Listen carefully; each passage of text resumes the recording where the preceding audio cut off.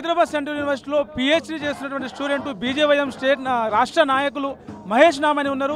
చెప్పండి, మీరు ఈ ఉద్యమాన్ని ఎంతవరకు తీసుకెళ్లబోతా ఉన్నారు? ఎట్లా ప్రభుత్వ స్పందన ఇప్పటివరకు ఏమైనా వచ్చింది? హైకోర్టు స్పందించినట్టుంది, ప్రభుత్వం నుంచి ఎలాంటి రియాక్షన్ రాలేదు ఇప్పటివరకు?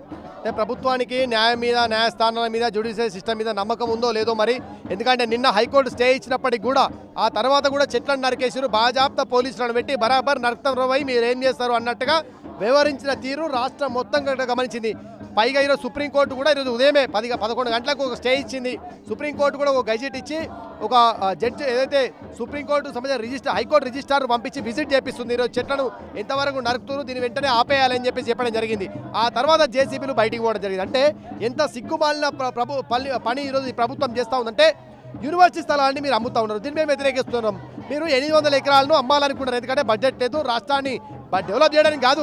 మీరు ఖజానాను ఖాళీ చేద్దామని చిరు ఖజానా లేదు, ఆల్రెడీ ఖాళీ అయిపోయింది కాబట్టి ఏమన్నా ఉందని కూడా లేదు కాబట్టి 800 ఎకరాలు అమ్మాలనుకున్నారు.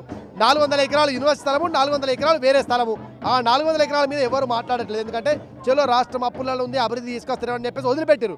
కానీ ఇక్కడ జంతుజాలం ఉంది, చెట్లు ఉన్నాయి, మొక్కలు ఉన్నాయి, ఆయుర్వేద వనమూలికలు ఉన్నాయి. వాటితో పాటు జంతువులన్నింటినీ కూడా డిస్ట్రాయ్ చేస్తూ యూనివర్సిటీ విద్యార్థుల స్థలాన్ని తీసుకోవడాన్ని యావత్ ప్రపంచం ఈరోజు అడ్డుకుంటుంది.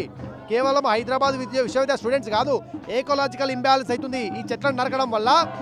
1 నుంచి యూనివర్సిటీలో ఎలాంటి జంతువులు లేవు, జీవజాలం లేదు. ఓన్లీ అక్కడ ఉన్న విద్యార్థుల వెనకాల కొన్ని గుంటనక్కలుండి ఈ ఉద్యమం అంతా చేపిస్తున్నా చెప్పేసి రేవంత్ రెడ్డి సీఎం గారు స్వయంగా మాట్లాడారు కదా. అంటే అది నిజంగా జంతువులు ఉన్నాయా లేవా? కొన్ని ఫోటోలు అయితే ఇక్కడ కనిపిస్తున్నాయి, అవి నిజమైన ఫోటోలు ఇక్కడవేనా లేదు ఏవన్ క్రియేటెడ్ అని చెప్పి చెప్తా ఉన్నారు. నిజమా అబద్ధమా? ఇప్పుడు నేనేమంటానే, ఇక్కడ రేవంత్ రెడ్డి కంటే తెలియలేదు, సోయి లేదు, ఆయన చదువుకోలేదు, దద్దమ్మ ఓన్లీ కబ్జా కోరు కాబట్టి ఆయన తెలియదు.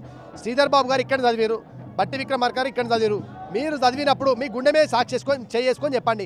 మీరు చదివినప్పుడు ఇక్కడ ఒక జింకను, ఒక నెమల్ని, ఒక కుందేలను, ఒక పక్షిని, ఒక జంతుజాలని, ఒక నీళ్లను ఎక్కడ చూడలే అని చెప్పండి. మేము వదిలేస్తాం ఈ క్షణమే. మీకు ఈ మాత్రం కూడా ఇంగిత జ్ఞానం, మానసికంగా స్టేబిలిటీ లేకుండా ఉన్నారు వీళ్ళంతా కూడా. ఇక్కడ వాళ్ళ ఎలక్షన్ తర్వాత లెజిస్లేటివ్ మీటింగ్ జరిగింది ఎల్లా హోటల్లో.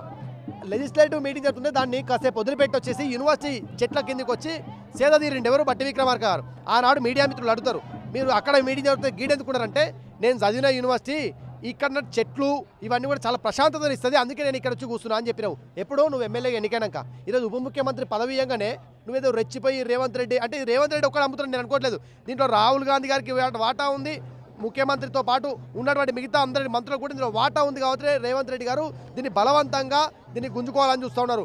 జంతుజాలాన్ని చెట్లను నరికేస్తే జంతుజాలాలకు వాయువు బిగిస్తుంది, ఆ వాయువు బిగిస్తే మానవుల మనుగడకు ఇబ్బంది అవుతుంది. కాంక్రీట్ జంగల్ చేయడానికి మేము వ్యతిరేకిస్తూ ఉన్నాం.